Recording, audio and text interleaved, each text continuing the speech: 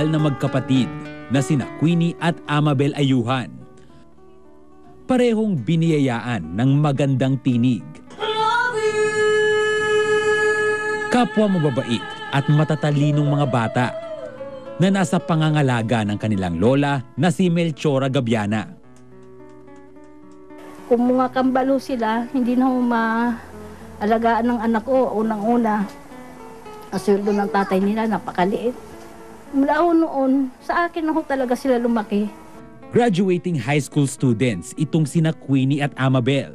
Ang kanilang pangkain at pampaaral, kinukuha ni Lola Melchora sa kakarampot na pensyon na kanyang natatanggap mula sa yumaong asawa.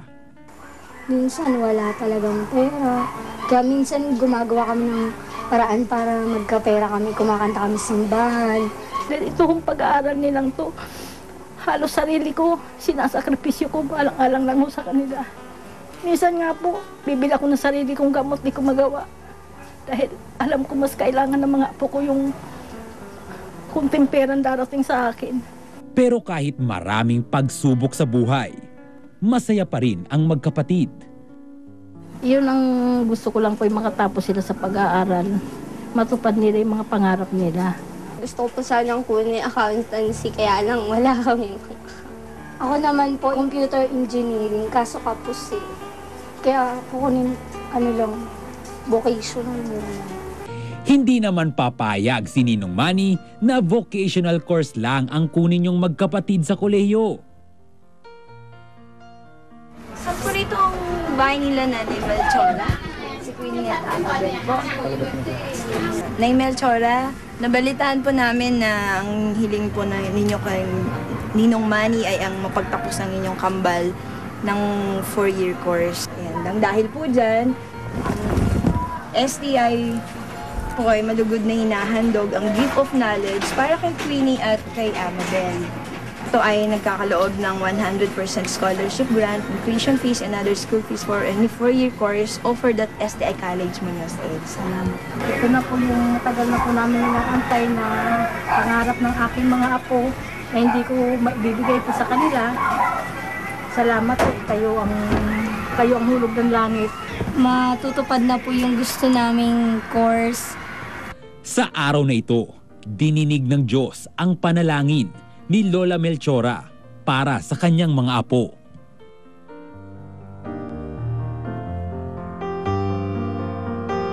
Isang patunay na ang pangarap na hindi binibitiwan ay tiyak na makakamtan. Mga kapuso, Amabel Ayuhan at Queenie Ayuhan.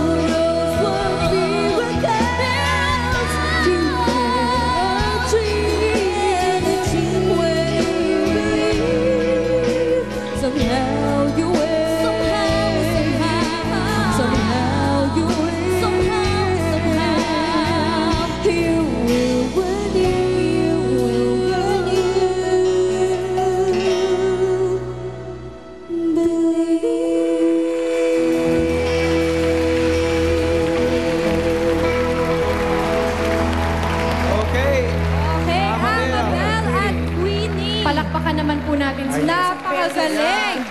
Kinikilabutan kami ni Bel kanina. Kambal kayong dalawa, di ba? Kambal? Opo. Ilan taon na kayo? 16 po. Sinong panganay sa inyo? Ako po. Ikaw na. Ilang minuto? 15 minutes. 15 minutes? Oo. Ninong, sila daw ay sumulat sa inyo sa ating sa kanila. Dear Ninong, sumulat sila. At tawagin din natin ang nagpalaki sa kanila, si Lola Mel. Si Lola Mel. Yes. Saan si Lola Mel? Lola Mel. Katulad ko din sila, Lola lumaki Mel. sila sa kanilang lola. Where are you, Lola Mel? Hi, Lola Hi, Mel. Lola Mel. Sige po, dito po kayo. Baka matusok ka. Ba't parang naiiyak ka, Lola Mel? Yes. Lola Mel, Naiiyak ka? ano bang trabaho natin ngayon? Naiiyak si Lola. Lola, balita ko baby pa lang daw si Queenie at si Amabel, lumaki na sila sa inyo.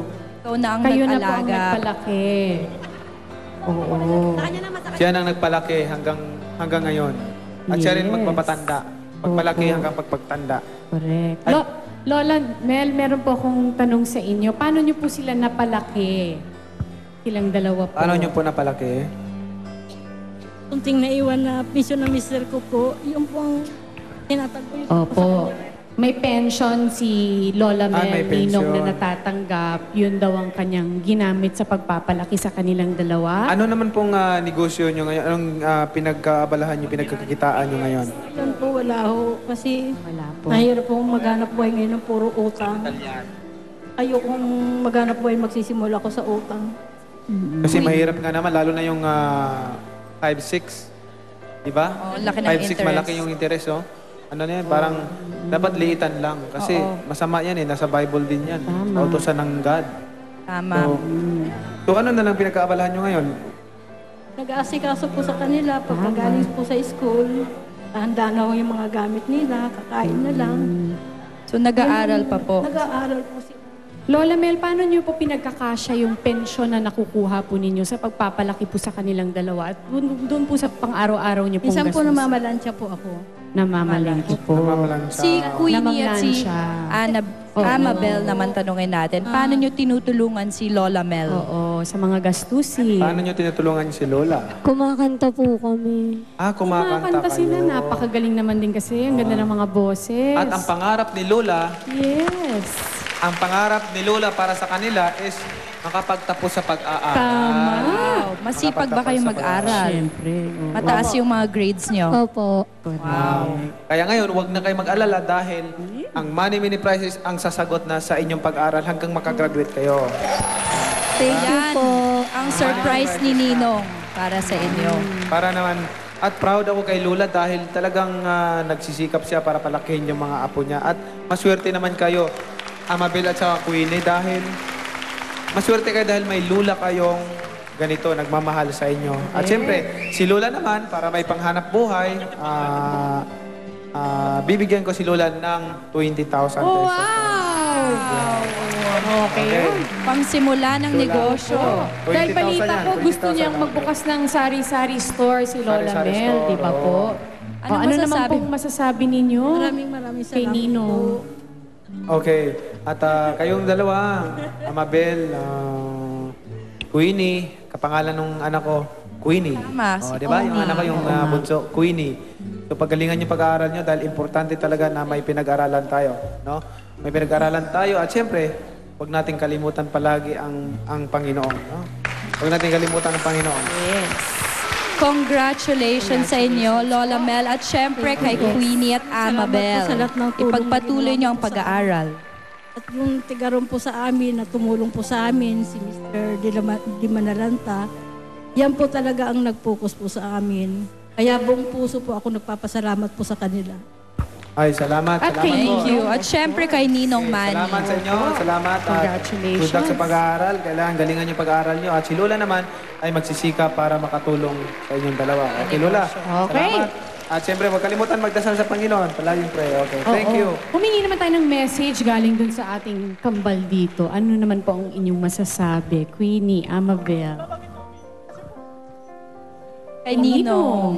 Thank you po. Maraming salamat po. Malaking tulong na po.